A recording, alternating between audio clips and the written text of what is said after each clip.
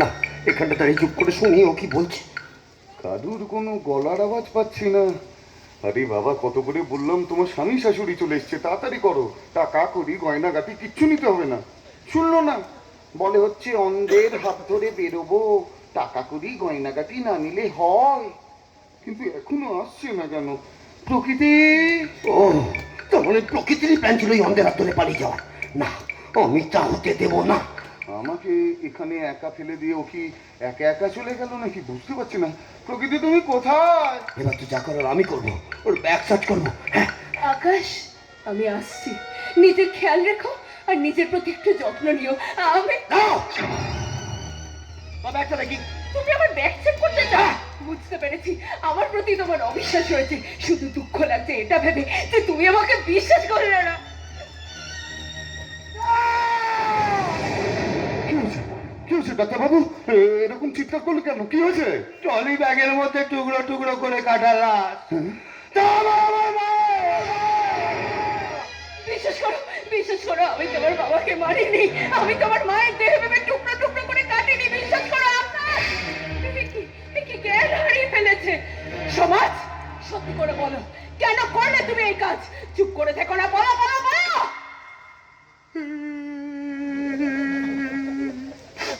তোমার জন্য না অন্ধ হয়ে দেখছি অপরাধের বোঝা মাথায় নিতে হবে, বুঝলি? না, তুমি অন্ধ নও। এটাও তোমার সেদিনের মতো সাজানো একটা নাটক। আর আজ তুমি আমার শ্বশুর বাড়িকে ধ্বংস করতে এসেছো।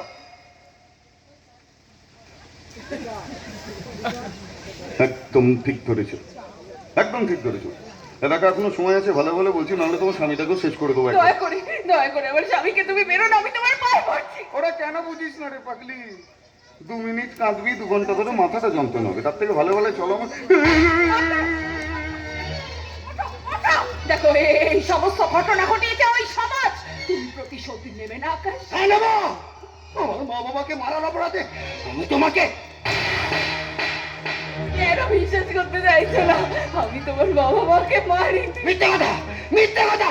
তুমি সমাজকে ভালোবাসতে, তাহলে ওকে বিয়ে করলে না কেন? আমি তোমাকে কি করে বোঝাবো? ওই সমাজের সাথে এখন আর আমার কোনো সম্পর্ক নেই। কেন মিথ্যে করছো? কেন করছো? আসল সত্যিটা তুমি বলবে না? আসল সত্যিটা বলবে না? পুলিশে মার করে দাও। Hello, hello, police station. দেখুন, আমি ডাক্তার আকাশ চ্যাটার্জি বলছি। দেখুন, আমার স্ত্রী নৃশংসভাবে আমার মা বাবাকে খুন করেছে। দয়া করে আপনারা কিছু করুন, প্লিজ কিছু করুন। ছি প্রকৃতি, ছি, ঘৃণা হচ্ছে। ডাক্তারবাবু, আপনি একটু শান্ত হন, আপনাকে সমবেদনা জানানোর কোনো ভাষা আমার নেই। আমি বলবো আপনি একটু শান্ত হন। এখন মনে হচ্ছে না বৃথা ভালোবেসে অন্ধ হলাম। এই অন্ধের সার্টিফিকেট দিয়ে কত জায়গায় ঘুরলাম, কেউ আমার চোখ ঠিক করতে পারলো না, আমার ভালোবাসাকেও পেলাম না। আমি সব কিছু করে ফেললাম। ছেড়ে দাও, ছেড়ে দাও ওকে, ছেড়ে দাও। আকাশ, শয়তান, সত্যি করে বল, কেন করলি তুই এই কাজ? আমি খুব ভালো করে জানতাম যতদিন তোমার স্বামী বেঁচে আছে ততদিন তুমি আমার সাথে যাবে না। এবার এবার তোমার সিঁদুর মুছে দিয়ে আমি সিঁদুর পরাবো। চলো চলো চলো চলো চলো। সেই আশা তোর কোনোদিনও পূর্ণ হবে না। তোকে আমি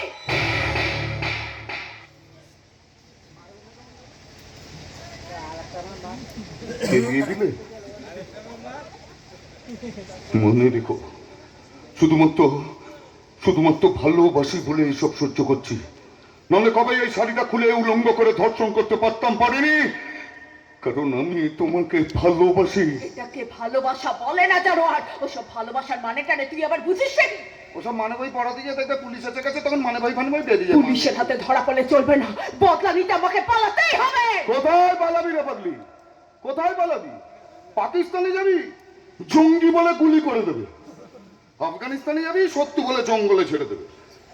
গোটা পৃথিবীটাকে তুই কি পশ্চিমবঙ্গ ভেবেছিস যে 2 টাকা কেজি চালাটা দিয়ে তোকে জামাই আদর করে থাকতে দেবে? কি ভেবেছিস এটা পশ্চিমবঙ্গ নাকি? হ্যাঁ,